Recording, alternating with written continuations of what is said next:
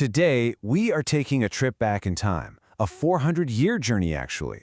We're going to dive into a story packed with conquest, plague, and civil war, all to answer one massive question.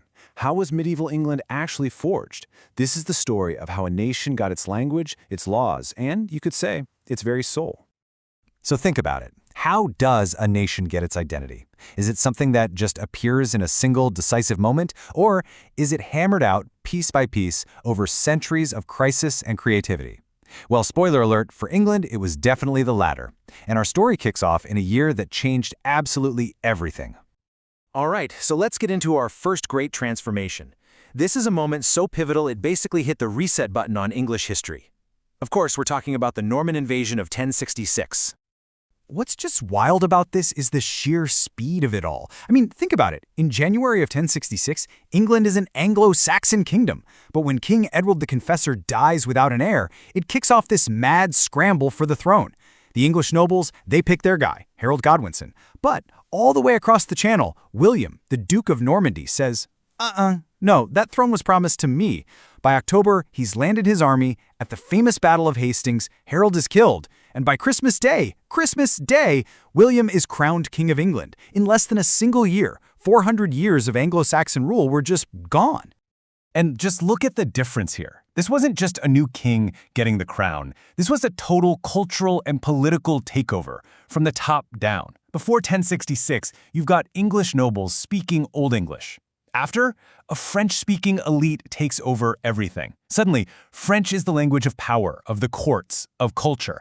And to make sure this new order stuck, William brought over a whole new system of control from the continent. And that system was feudalism. Now, here's the genius of it from William's perspective. Under this model, William owned all the land in England, period. He then granted huge chunks of it to his loyal Norman barons, but in exchange for their military service. And those barons, well, they did the same thing with lesser knights. It created this incredibly rigid pyramid of power and loyalty, making sure that every single person's fortune was tied directly to the new king. It was the absolute bedrock of Norman control for centuries to come. But, a system of absolute power like that, it has a flaw. And as we all know, absolute power can often lead to absolute disaster. And that brings us to our next huge transformation, the struggle to limit the king's power, a fight that was sparked by, well, one of England's absolute worst monarchs. So let me introduce you to King John. And wow, where do you even start with this guy? He was a walking catastrophe. He lost Normandy, the ancestral home of his entire dynasty, which is how he got that lovely nickname, John Lackland. He picked a fight with the Pope and got himself excommunicated. And to pay for all his failed wars, he just squeezed his barons with one ruthless tax after another. His entire reign was basically a masterclass in how not to be king, and his tyranny finally pushed the powerful nobles to their breaking point.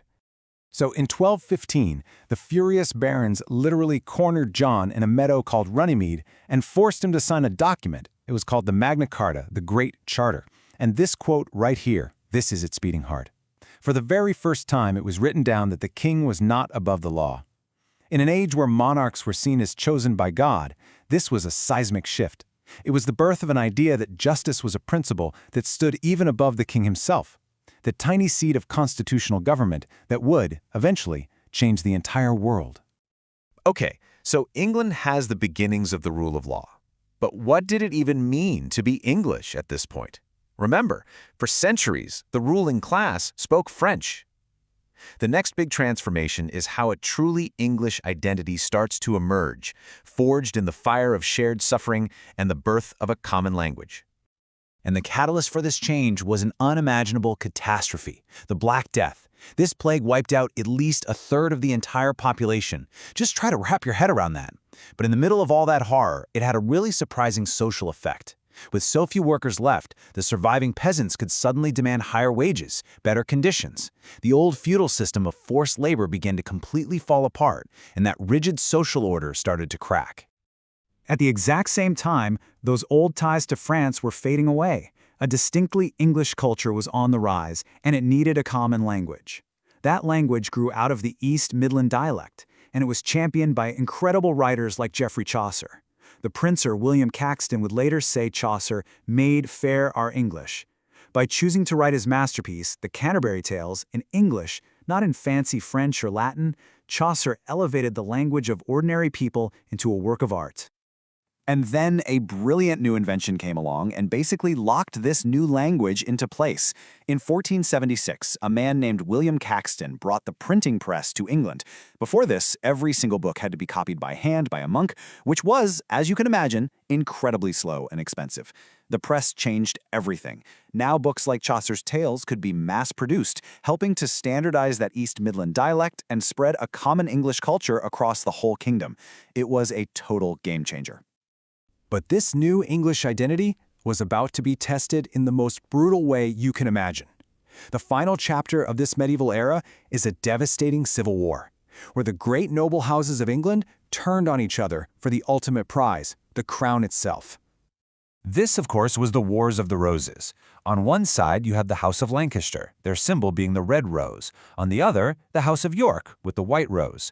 Now, the crucial thing to understand is that both of these houses were descended from the sons of King Edward III, which means they both had a legitimate claim to the throne. And this bitter family rivalry plunged England into 30 years of absolutely brutal back-and-forth fighting that just tore the nobility apart. The whole conflict finally came to a dramatic head in 1485 at the Battle of Bosworth Field. The Yorkist king, Richard III, was defeated and killed by a pretty unknown Lancastrian claimant named Henry Tudor. Henry was crowned King Henry VII, and then, in a truly brilliant political move, he married Elizabeth of York, the daughter of the old Yorkist king. He literally merged the red and white roses into the new Tudor rose, ending the war and launching one of history's most famous dynasties. So there you have it. From a French-speaking kingdom built on conquest to a unified nation with its own language and its own laws. It was a brutal, chaotic, and incredibly transformative 400 years. This journey gave us the core idea that no one is above the law.